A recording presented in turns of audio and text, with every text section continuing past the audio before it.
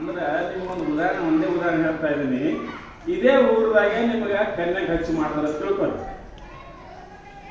ನನಗೆ ಮಾಡಿದ್ರೆ ತಿಳ್ಕೊರಿ, ಯಾಕಂದ್ರೆ ನನ್ನ ಮೇಲೆ ಹಾಕೋಲ್ಲ, ಮತ್ತೊಬ್ಬರ ಮೇಲೆ ಹಾಕೋಲ್ಲ. ನನಗೆ ಈ ಒಂದು ಕನ್ಯಾಗ ಹಚ್ಚಿ ಮಾಡಿದ್ರಪ್ಪ ಈ ಊರಾಗ. ನಾನು ಇಲ್ಲೇ ಇದ್ದೆ. ಆವಾಗ ಏನಾಯ್ತು, ಗಚ್ಚ ಮಾಡಕ್ಕಿಂತ ಮೊದಲ ಆ ಹುಡುಗಿ ಇದೇ ಊರಾಗಿತ್ತಿಲ್ರಿ. ಮತ್ತು ಅವಾಗ ಎಷ್ಟೋ ಮಂದಿ ಅಕ್ಕಿ ಕಾಡ್ತಿದ್ರು ಏನಂತ ಅವಾಗ ನನಗೆ ದುಃಖ ಆದಿತ್ತೇನ್ರಿ. ಇಲ್ಲೇ ಇದ್ದೊಳಗೆ ಹೆಣ್ಮಗಳು ನನಗೇನು ತ್ರಾಸ ಆಗ್ತಿದ್ದೇನೋ. ಮುಂದೆ ನಿಶ್ಚಯ ಮಾಡೋದ್ರ ಒಳಕ ಗಚ್ಚ ಮಾಡೋದ್ರ ಒಳಕ ಅಕಸ್ಮಾತ್ ಆ ಹುಡುಗಿ ಯಾರಾದ್ರ ಕಾಡೋದ್ರು ಅಂದ್ರೆ ನನಗೇನಾಗ್ತದ್ರಿ, ಯಾಕೆ ಈಗ ಚಿಂತೆ ಬಂತು. ಹೊರಗೆ ಅದ ಕರೆ ಆಕಿ, ಓಕೆ ಹೊರಗೆ ನನಗೆ ನಮ್ಮ ಮನೆಗೆ ಬಂದಿಲ್ಲ, ಏನು ಮಾಡಿಲ್ಲ, ದೂರ ಕರೆ. ಆದ್ರೆ ಮನಸ್ಸಿನೊಳಗೊಂದು ಭಾವ ಮಾಡ್ಕೊಂಡಿದ್ದ ಏನಂದ, ಈಕಿ ನನ್ನ ಹೆಂಡತಿ, ನನ್ನ ಹೆಂಡತಿ ಯಾರು ಏನೋ ಅನ್ನಬಾರ್ದು. ಹೆಂಗದ ನೋಡ್ರಿ, ಹೊರಗದ ಖರೆ, ಹೊರಗಿದ್ರು ಒಳಗ ಅನ್ನೋದು ದುಃಖ ಎಲ್ಲಿ ಹಾಕೋರಿ, ಮತ್ತೆ ಇಲ್ಲಿ ಹಾಕೋರಿ. ಈಗ ನಾವು ಎಲ್ಲಿ ತೆಗಿಬೇಕಿದ ಇಲ್ಲಿ ತೆಗಿಬೇಕ್ಯಾರ. ಇಲ್ಲಿ ಗುರುಗಳೇನು ಹೇಳ್ತಾ ಇದಾರ, ಯಾವ ತಾಯಿ ನೀ ಒಳಗೆ ಏನು ಇಟ್ಕೋಬೇಡ, ಒಳಗೆ ನಾನು ಅನ್ನಬೇಡ, ನಂದನ ಬೇಡ, ಪ್ರಪಂಚ ಅನ್ನಬೇಡ, ಹೆಣ್ತಿ ಅನ್ನಬೇಡ, ಮಕ್ಕಳು ಅನ್ನಬೇಡ, ಎಲ್ಲ ಅನ್ನಬೇಡ, ಹೊರಗೆಲ್ಲ ಮಾಡು. ನೋಡಿ ಅವರು ಹೇಳು ಉದಾಹರಣೆ ಹಂಗದ. ಹೊರಗೆ ನೀ ಪ್ರಪಂಚಿಯಾಗು, ಹೊರಗೆ ಹೊಲ ಮನಿಯನು ಪ್ರಪಂಚ ಮಾಡು, ಸಂಸಾರ ಮಾಡು, ನಂದು ನಂದು ಬಂಧು ಬಳಗ ಎಲ್ಲಾನು. ಆದ್ರೆ ಒಳಗೆ ಮಾತ್ರ ಹೆಂಗರು ಆತ್ಮಸ್ವರೂಪವಾಗಿರು. ಈ ದೇಹ ಮೊದಲ ಮಾಡಿಕೊಂಡು ಯಾವುದು ನಮ್ಮ ಜೊತೆಗೆ ಬರಂಗಿಲ್ಲ. ನೀ ಹೆಂಗಿರು ಒಳಗೆ ನೀ ಖಾಲಿ ಆಗಿರು. ಹೊಳಿ ಮ್ಯಾಗ ನಾವು ಇರ್ಬೇಕು. ನಾವಿನ ಒಳಗೆ ನೀರು ಬಂದು ಅಂದ್ರಿ ನಾವು ಮುಳುಗುತ್ತದ. ಇನ್ನ ನಾವಿನ ಮ್ಯಾಗ ನೀರಿದ್ರೆ ಇರ್ತದ, ನಾವದಾಗ ನೀರು ಇರಬಾರ್ದು. ಹಂಗ ಒಳಗೆ ಏನು ಇಟ್ಕೋಬಾರ್ದು, ಹೊರಗಿರ್ಬೇಕು. ಒಂದ್ಸಲ ಹೀಗೆ ರೀ, ರುಕ್ಮಿಣಿ ಕೃಷ್ಣ ಕೂತಿದ್ರು ಕೂತಕ್ರ. ಆವಾಗ ಏನಾಯ್ತು, ರುಕ್ಮಿಣಿ ಶಾಂಡ್ರ ಮ್ಯಾಗ ಮಹಾತ್ಮರ ಮ್ಯಾಗ ಭಾಳ ಕಾಳಜಿ ಇದ್ದು, ಊಟಕ್ಕೆ ಆ ಕಡೆ ಹೋಗಿದ್ರು. ಮಹಾತ್ಮರಿಗೆ ಊಟ ಕೊಡಬೇಕು ಅಂತ ತಿಳ್ಕೊಂಡು ಯಮುನಾ ನದಿ ದಾಟಿ ಅಚ್ಚಿ ಕಡೆ ಮಹಾತ್ಮರಿದ್ರು. ಅವ ದುರ್ವಾಸ ಮಹರ್ಷಿಗಳು ಅಚ್ಚಿ ಕಡೆ ಆಶ್ರಮ ಮಾಡ್ಕೊಂಡಿದ್ರು.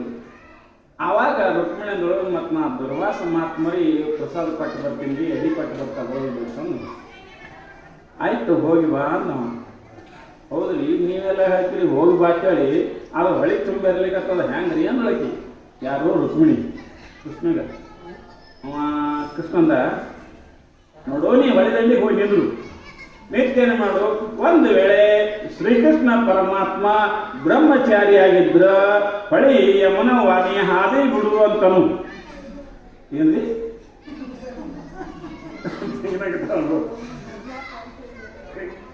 ನೋಡ, ಹೆಣ್ತಿ ಮಗಳಾಗ್ಯದ, ಹೆಣ್ತಿನ ಕೇಳಿ ಮಾತ.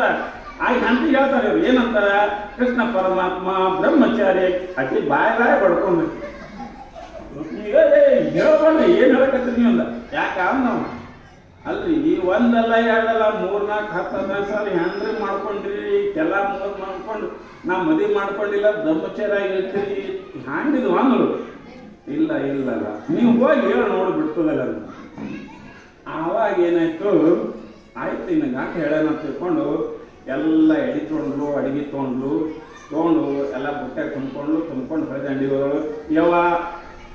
ಯಮುನಾ ತಾಯಿ, ನನ್ನ ಗಂಡ ಏನ್ರಿ ನೋಡು, ಮತ್ತು ನನ್ನ ಗಂಡ ಅಂದ್ರು, ನನ್ನ ಗಂಡ ಒಂದು ವೇಳೆ ಬ್ರಹ್ಮಚಾರಿ ಆಗಿದ್ರೆ ಹಾದಿ ಬಿಡು ಒಂದು. ಅವು ಹೊಳಿ 2 ಭಾಗ ಐತ್ರಪ್ಪ. ಯಮುನಾ ನದಿ ಹಿಂಗ 2 ಭಾಗ ಹಾದಿ ಬಿಡ್ತು. ಅತ್ಯಂತ ಜಂತದ್ದು ಒಂದು 5 ವರ್ಷ ಕಡೆ ಹೋದ್ರೆ ದುರ್ವಾಸ ಮಹರ್ಷಿಗೆಲ್ಲ ಊಟ ಮಾಡಿಸಿದ್ರು, ಹೋಳಿಗೆ ಕಡಬ ಎಲ್ಲ ತಂದು ಉಂಡ್ರು ಅವರೆಲ್ಲ. ಮತ್ತು ಹೊಳೆ ಕೂಡಿತ್ರಿ. ಅಕ್ಕಂದ್ರು ಯಪ್ಪ, ಮತ್ತು ಹೊಳೆ ಕೂಡ್ಯೋದನ್ನ ಹ್ಯಾಂಗಲ್ರಿ ಏನು. ಅವಾಗ ದುರ್ವಾಸ ಮಹರ್ಷಿ ಅಂದ್ರು, ನೀ ದಂಡಿಗೆ ಹೋಗಿಂದ್ರು ಏನನು, ದುರ್ವಾಸ ಮಹರ್ಷಿಗಳು ಒಂದು ವೇಳೆ ಉಪವಾಸ ಇದ್ರೆ ಹಾದಿ ಬಿಡುವಂತನು. ಅಕ್ಕಂದ್ರು ಇದೇ ಹೊತ್ತು ಹೋಳಿಗೆ ಎಂಟತ್ತು ಕಡವ ಇಟ್ಟು ಅನ್ನ ಸಾರ ತಂದಿನಿ ಎಲ್ಲ ಉಂಡನು ಸ್ವಾಮಿ.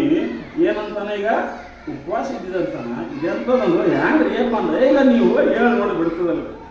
ಆಯ್ತು ಅಪ್ಪ ಹೇಳ್ತೀನಿ ಅಂತ ಒಂದು ದಂಡಿಗೆ ಬಂದು ಮತ್ತೆ ಚಿಕ್ಕ ದಂಡಿಗೆ ಅಚ್ಚಿಕ ದಂಡಿಗೆ ಬಂದು ಒಂದು ವೇಳೆ ದುರ್ವಾಸ ಮಹರ್ಷಿಗಳು ಉಪವಾಸ ಇದ್ರೆ ಯಾವಾಗ ತಾಯಿ ಹಾದಿ ಬಿಡು ಅವಾಗ ಮತ್ತೆ ಹೊಳಿಗೆ ಹೇಳೋದಾಗಾಯ್ತು. ಅಕ್ಕಿ ಅಂದ್ರು ಏನು ವಿಚಿತ್ರ ಒಂದು ಗೊತ್ತಾಗಲ್ಲ. ಬಂದು ಮನೆಗೆ ಬಂದು ಕೃಷ್ಣ ಬರತ್ತ ಕೂತಿದ್ದ ಕೂತ್ಕೊಳ್ಳಿ ಕೃಷ್ಣ ಕೇಳೋದು. ಅಲ್ರಿ ನಿಮ್ಮಿಬ್ಬರು ಆಟ ಏನದ ಅಂದಳಕಿ. ನೀವು ಹೇಳಿದ್ರಿ ಹೊಳಿ ಬಿಡ್ತು. ಸ್ವತಃ ನನ್ನ ಕೈಯಾರೆ ಹಚ್ಚಿಗಿ ದುರ್ವಾಸ ಮಹರ್ಷಿಗಳಿಗೆ ಊಟ ಕೂರ್ಸಿನಿ, ಎಲ್ಲ ಮಾಡೀನಿ, ಹೋಳಿಗೆ ಕಡಮ ಎಲ್ಲ ಕೇನಿ, ಅವರು ಉಂಡು ಉಪವಾಸಿ ಅಂದ್ರೆ ಅದನ್ನು ಹೊಳಿ ಬಿಡ್ತು. ಇದು ಹೆಂಗ ಅಂದ್ರು. ಅವಾಗ ಕೃಷ್ಣ ಪರಮಾತ್ಮ ಅಂತಾನ ಕರೆಯದ ಮಾತದು ನಿಮ್ಮದು ಹೆಂಗೆ ಕರೆಯಲಿ ಅಂದ. ನಾನು ನಿಮ್ಮ ಮಗಲಾಗಿದ್ದೀನಿ, ನಿಮ್ಮ ಮದಿ ಹೆಂಗಾಗಿಲ್ಲತ್ತೀರಿ ಹೇಳೋದಕ್ಕೆ. ಆವಾಗ ಕೃಷ್ಣ ಅಂತಾನ ರುಕ್ಮಿಣಿ ನಾ ಮದುವೆ ಆಗಿಲ್ಲ. ಅದೇ ಹ್ಯಾಂಗ ಮದುವೆ ಆಗಿಲ್ಲ? ಮದುವೆ ಯಾರ ಜೊತೆಗೆ ಆಗ್ಬೇಕು? ಮದುವೆ ಆಗ್ಬೇಕಾದ್ರೆ ಎಷ್ಟು ಮಂದಿ ಬೇಕ್ರಿ? ಒಂದು ಹೆಣ್ಣ ಒಂದು ಗಂಡ ಬೇಕಿಲ್ಲ? ಅವನ ಕೃಷ್ಣ ಅಂತಾನ ನೀ ಏನು ಈ ಮ್ಯಾಗಿಂದು ನೀರಿನ ಡಬ್ಬಿಯನ್ನು ನೋಡಿದಲ್ಲ, ತಲೆಯಾಗ ನೋಲಿಗೆ ಇಟ್ಕೊಂಡದ್ದು, ಹಾಕ್ಕೊಂಡದ್ದು, ಈ ಕೊಳಲು ಹಿಡಿದದ್ದು, ಇದು ಏನು ನೋಡಿದಲ್ಲ, ಇದು ನಾ ಅಲ್ಲಂದಳ ಅನ್ನವ ಕೃಷ್ಣ. ಇದು ನಾ ಅಲ್ಲ, ಇದ್ರ ಒಳಗಿದ್ದ ಆತ್ಮಸ್ವರೂಪವೇ ನಾನಿದ್ದೀನಿ. ಆತ್ಮ ಎಲ್ಲರಲ್ಲಿ ಏನದ ಒಂದೇ ಅದ. ಆತ್ಮ ಒಂದೇ ಇರುವುದರಿಂದ ಲಗ್ನ ಯಾರು ಆಗ್ತದ್ರಿ? ಈಗ ಹೆಣ್ಮಕ್ಳೊಳಗೂ ಅದೇ ಆತ್ಮ ಅದ, ಗಣಸರೊಳಗೂ ಅದೇ ಆತ್ಮ. ಅದಕ್ಕೆ ಅಕ್ಕಂಬರೆ ಮಲೆ ಮುಡಿ ಬಂದರೆ ಹೆಣ್ಣೆಂಬರು, ಗಡ್ಡ ಮೀಸೆ ಬಂದರೆ ಗಂಡೆಂಬರು, ನಡುವೆ ಸುಳಿಯುವ ಆತ್ಮ ಹೆಣ್ಣು ಅಲ್ಲ ಗಂಡು ಅಲ್ಲ ಅಕ್ಕ ಹೇಳದು ಫಸ್ಟ್ ಹೇಳ್ಬಿಟ್ರು ಅಕ್ಕ. ಆವಾಗಂದ್ರೆ ನನಗೆ ಮದುವೆ ಆಗಿಲ್ಲ, ಮದುವೆ ಆಗ್ಬೇಕಾದ್ರೆ ಇಟ್ಬೇಕು, ನಾವು ಒಬ್ಬನೇ ಇದ್ದೀನಿ, ನಾನೇ ಎಲ್ಲರಲ್ಲಿ ಇದ್ದೀನಿ. ಮತ್ತು ಹಾಗಾದ್ರೆ ನಾ ಮದುವೆ ಯಾರುಗಳಾಗಲಿ? ಹೆಣ್ಣಿನೊಳಗೆ ನಾನೇ ಇದ್ದೀನಿ, ಗಂಡಿನೊಳಗೆ ನಾನೇ ಇದ್ದೀನಿ. ಮ್ಯಾಗಿನ ಡಬ್ಬಿ ಖಾಲಿಯವ್ರಿಗೆ ಏನು ಉಪಯೋಗ ಇಲ್ಲ ನಾವು ಅಂದ್ರೆ. ಅವಾಗಂದು ನಿಮ್ಮ ಮಾತು ಬರೋಬರಿ ಅದು. ಹೌದು, ಇದು ಬರೋಬರಿ ಆಯಿತು. ಮತ್ತು ಅವ್ರು ಹೆಂಗೆ ಉಪವಾಸ ರೀ ಅಂತ ಕೇಳೋಲ್ಲ, ಅದನ್ನು ವಿಚಾರ ಮಾಡಬೇಕು. ಆವಾಗಂದ ಮಹಾತ್ಮರು ಉಂಡಿಲ್ಲವ್ರು ಒಂದು ನಾನೇ ಉಳಿಸಿದಲ್ರಿ. ಏನು ನೀ ಎದು ಕುಡಿಸಿದಿ? ಈಗ ಮ್ಯಾಗಿನ ಡಬ್ಬಿ ಉಳಿಸಿದಿ.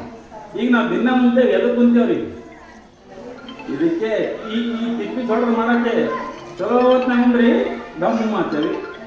ನನಗೆ ಹತ್ತಾರ ಊರಾಗ ಹೋದ್ಕೊಳ್ಳಿ ನೋಡಿ ಹೊಡೆದು ಬಂದ ನೋಡಿ ಹೆಂಗೆ ದಮ್ಮ ಏನಂತಾರ.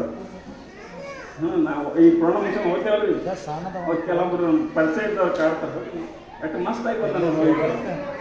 ಯಾಕಂದ್ರೆ ಇದು ಇದು ಇದು ಇದು ಏನದ ತಿಪ್ಪಿ ಡಬ್ಬಿ ಇದ್ದಂಗಪ್ಪ. ಇದಕ್ಕೆ ಹಾಕದಂಗೆ ದೊಡ್ಡದ ಚಂದ ಆಗ್ತದ. ನಾವು ಈ ಊಟ ಉಪಚಾರ ಎಲ್ಲ ಎದಕ್ಕೆ ಹಾಕ್ತೇವೆ? ಈ ಮ್ಯಾಗಿನ ಡಬ್ಬಿಗೆ ಹಾಕುತ್ತೇವೆ ವಿನಾ ಆತ್ಮನಿಗೆ ಉಣ್ಸಂಗಿಲ್ಲ. ಆತ್ಮ ಉಂಟದಲ್ರಿ, ಆತ್ಮ ಉಣಂಗಿಲ್ಲ. ಮತ್ತು ಹಾಗಾದ್ರೆ ದುರ್ವಾಸ ಮಹರ್ಷಿಗಳು ದೇಹ ಅಲ್ಲ, ಅವರು ಆತ್ಮ ದೃಷ್ಟಿಯಿಂದ ಹೇಳ್ಯಾರ, ಆತ್ಮನೇ ನಾನಿದ್ದೀನಿ ಅಂತ ಹೇಳಿರುವುದರಿಂದ ಆದ್ದರಿಂದ ಅವರು ಊಟ ಮಾಡಿಲ್ಲ ಅಂತ ತಿಳ್ಕೊಂಡು ಇರ್ತಾರಲ್ಲ ಬಿಡಿಸಿ ಹೋದಾಗ.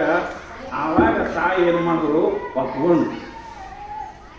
ಆವಾಗ ತಾಯಿ ಏನಂತಾರ, ಹೌದ್ರಿ ನಿಮ್ಮ ಮಾತು ಬರೋಬ್ಬರಿ ಅದ ಅಂತ. ಹಂಗ ಇಲ್ಲಿನೂ ಕೂಡ ಅಕ್ಕ ಮಹಾದೇವಿಗೆ ಇವರೆಲ್ಲ ಇದು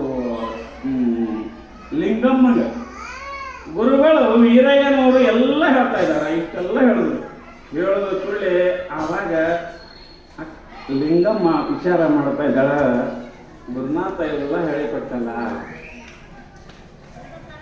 ನಾನು ಅಂದ್ರೆ ಯಾರು? ಪ್ರಪಂಚ ಅಂದ್ರೆ ಏನು? ಈ ದೇವರಂದ್ರೆ ಯಾರು? ಇವು ಮೂರು ವಿಷಯಗಳ ಬಗ್ಗೆ ಗೊತ್ತು ಮಾಡಿಕೊಂಡು ಯಾರು? ಲಿಂಗಮ್ಮ ತಾಯಿ. ನಾನು ಅಂದ್ರೆ ಯಾರು? ಈಗ ಸಾಮಾನ್ಯವಾಗಿ ಈ ದೇಹಕ್ಕೆ ನಾನು ಅಂತೇವಲ್ಲ, ಇದು ಅಲ್ಲ. ಖರೆ ನಿಜವಾಗಿ ನೋಡಿದ್ರೆ ನಾನು ಅಂದ್ರೆ ಯಾರು, ಮತ್ತು ಪ್ರಪಂಚ ಅಂದ್ರೆ ಏನು, ದೇವರು ಅಂದ್ರೆ ಯಾರು? ಏನು ಫೋಟೋದಾಗ ಇದ್ದವರೇ ದೇವರು, ನಿಜವಾದ ದೇವರು ಯಾರು? ಇವು ಮೂರು ವಿಷಯಗಳ ಬಗ್ಗೆ ಅಕ್ಕ ಮಹಾದೇವಿ ಇದು ಲಿಂಗಮ್ಮ ತಾಯಿ ಸಂಪೂರ್ಣವಾಗಿ ತಿಳ್ಕೊಂಡು ಅಲ್ಲಿ ಏನು ಮಾಡ್ತಾ ಇದ್ದಾಳೆ ತಾಯಿ.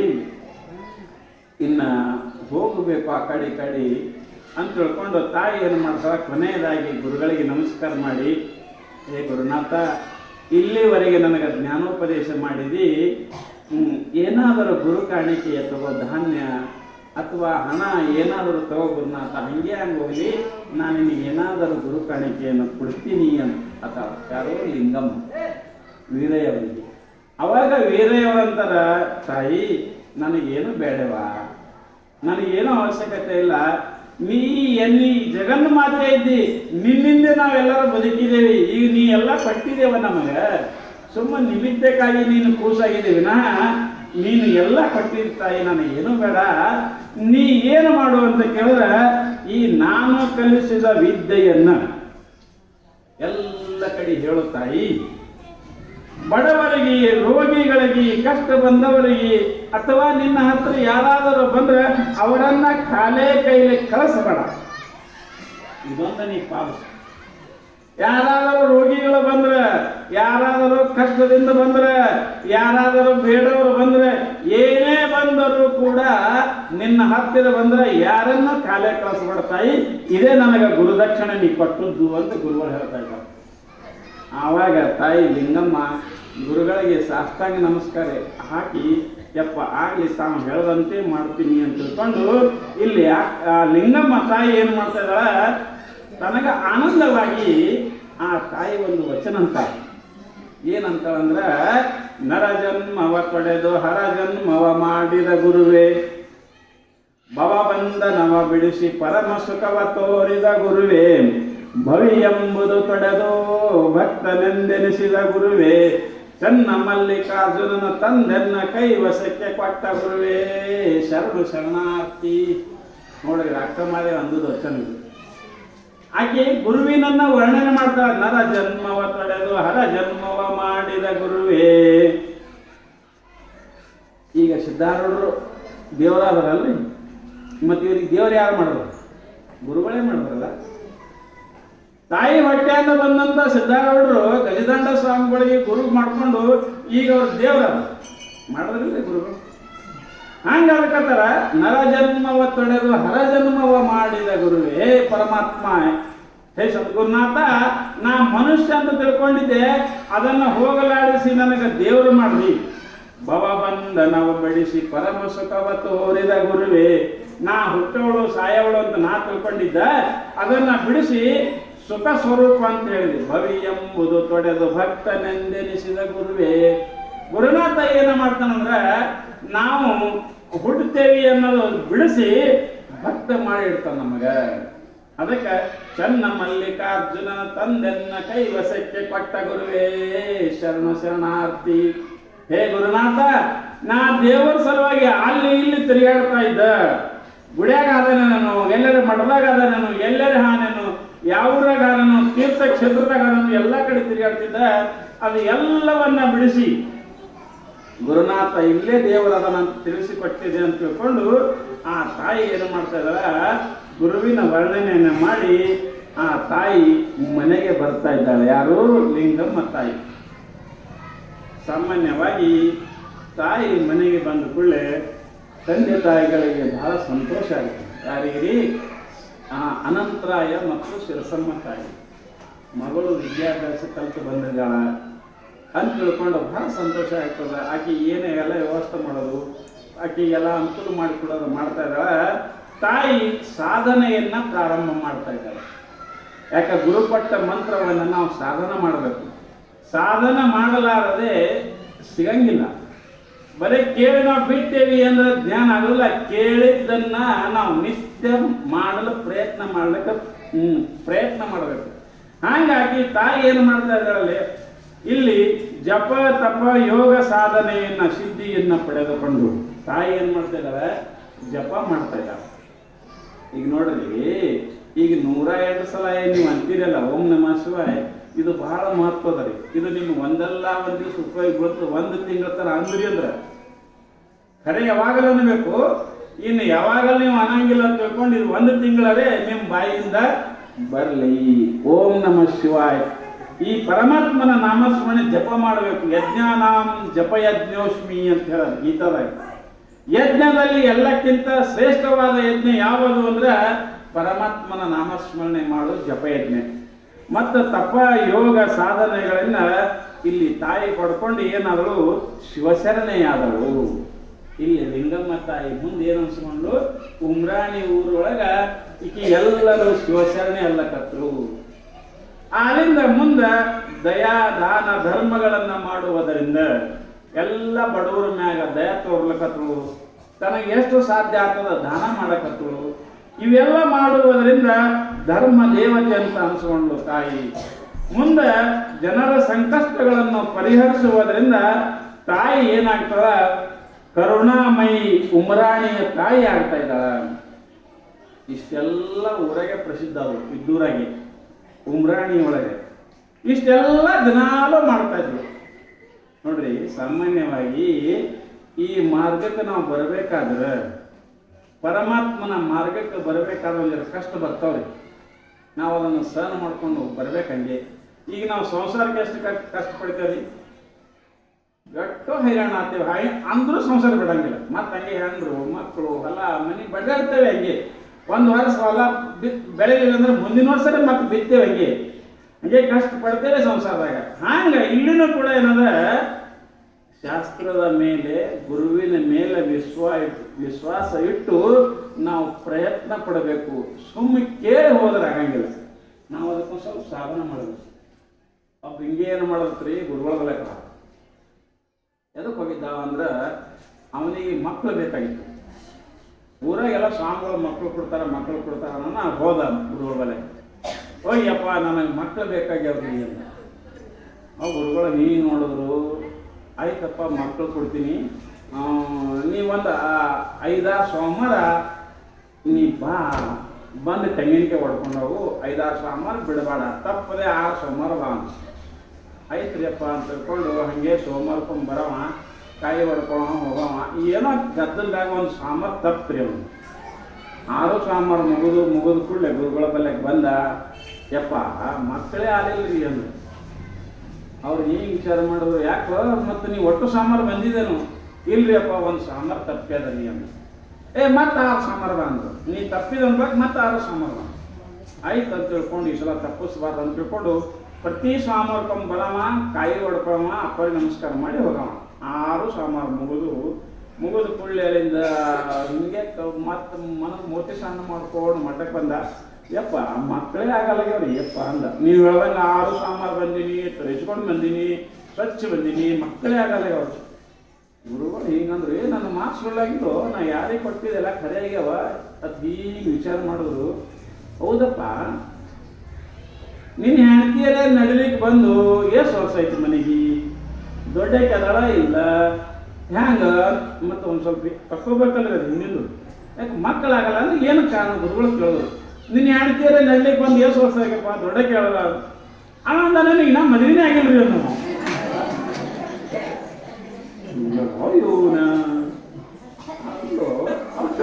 ಗುರುಗಳು ತಲೆ ತೋರಿಸ್ಕೊಳ್ಕಂದ್ರು. ಏನ್ ದಡ್ಡಿದ್ದು ಅಲ್ಲ, ಮದುವೆ ಆಗಿಲ್ಲ ಅಂತೈತಿ, ಮಕ್ಕಳು ಬೇಡಕ್ಕೆ ಬಂದೀವಿ. ನಮಗೇನು ಗೊತ್ತ್ರಿ, ಅದು ಊರಾಗ ಹೇಳ್ತದ ಸ್ವಾಮಿಗಳು ಮಕ್ಕಳು ಕೊಡ್ತಾರ ಅನ್ನೋದು ಬಂದಿದೆ. ನಮ್ಮ ದಿನ ಮದುವೆನೇ ಆಗಿಲ್ರಿ ನಾವು ಬರ್ಕೊಂಡು. ಏನು ದಡ್ಡಿದ್ದು, ನಿನಗೆ ಮಕ್ಕಳಾಗಬೇಕಾದ್ರೆ ಮೊದಲ ನೀ ಶಾಲೆ ಕಲಿಬೇಕು, ನೌಕರಿ ಪಡ್ಕೋಬೇಕು, ಹೆಣ್ಣು ಹುಡುಕ್ಯಾಡಬೇಕು. ಹುಡುಕ್ಯಾಡಕ್ಕೆ ನೀ ಏನು ಚಟಗಾರ ಇಲ್ಲ ಅಂದ್ರೆ ಆವಾಗ ನಿನಗೆ ಹೆಣ್ಣು ಕೊಡ್ತಾರ. ಅಕ್ಕಿ ಬರಬೇಕು, ಮನೆಗೆ ಬಂದು ವರ್ಷ 2 ವರ್ಷ ನಡಿಬೇಕು. ಅದು ಅಕ್ಕಿಗೆ ವಯಸ್ಸಿನ ದೊಡ್ಡಕ್ಕಿರ್ಬೇಕು. ಇಷ್ಟೆಲ್ಲ ಅದಕ್ಕೆ ಅವಾಗೇನೋ ಗುರುವಿನ ಕೃಪಾ ಆಯ್ತು, ದೇವರ ಕೃಪಾ ಆಯ್ತು ಅಂದ್ರೆ ಮಕ್ಕಳು ಬಿಟ್ಟು ಮದುವೆ ಆಗಿಲ್ಲತ್ತಿ ಮಕ್ಕಳಲ್ಲಿ ಬೆಳಕ್ಕೆ ನನಗೇನೋ ಗೊತ್ತಿರ್ಬೇಕು ಅನ್ನೋ ಸ್ವಾಮಿ ಊರಾಗ ಹೇಳೋದು ನಾವು ಬಂದಿದ್ದೇವಿ. ಹೆಂಗ್ರಿ ಇದು? ಸುಮ್ಮನೆ ಬಂದ್ರೆ ಅಂದ್ರೆ ಮಕ್ಕಳು ಸಿಗ್ತಾವ್ರಿ. ಹೆಂಗ ಮದುವೆ ಆಗಲಿಲ್ಲ ಅಂದ್ರೆ ಮಕ್ಕಳು ಸಿಗಲ್ಲ. ಸುಳ್ಳು ಮಾತು ಕೇಳಿ ಬಂದ್ರ ಸುಮ್ಮನೆ ಬಂದ್ರೆ ಆಗಂಗಿಲ್ಲ. ಪ್ರಯತ್ನ ಹಂಗೆ ನಾವು ಏನೋ ಮಾಡಬೇಕು. ಸ್ವಾಮಿ ಎಲ್ಲರೂ ಬರ್ತಾರಂತ ಪುರಾಣಕ್ಕೆ ಬಂದು ಹಿಂದೆ ಕೂತು ಸ್ವಾಮಿ ಏನು ಕತೆ ಹೇಳ್ತಾರೆ ನೋಡ್ಬೇಕು ಅನ್ನೋದು ಬರೀ ಕತೆ ಕೇಳೋರು. ಕೆಲವೊಂದು ಕಂಪ್ನಿ ಕತೆ ಕೇಳಕ್ ಬರ್ತಾರೆ, ಪುರಾಣ ಕೇಳಕ್ ಬರೋರು. ಸ್ವಾಮಿ ಕತೆ ಹೇಳಿಲ್ಲ ಅಂದ್ರೆ ಇವತ್ತಿಗೆ ನಾವು ಪುರಾಣ ಚಲೋನೇ ಹೇಳಿದ್ರು ಸ್ವಾಮಿ ಅನ್ಕೋತ ಹೋಗ್ಬಿಡೋದು. ಅವ್ರು ಕತೆ ಕಂಪ್ನಿ ಇರ್ತಾರೆ, ಒಂದು 3-4 ಮಂದಿ ಒಳಗೆ. ಸಾಕು ಸರಿನೇ ಹೇಳಿದ್ರು ಸ್ವಾಮಿ ಅಂತ.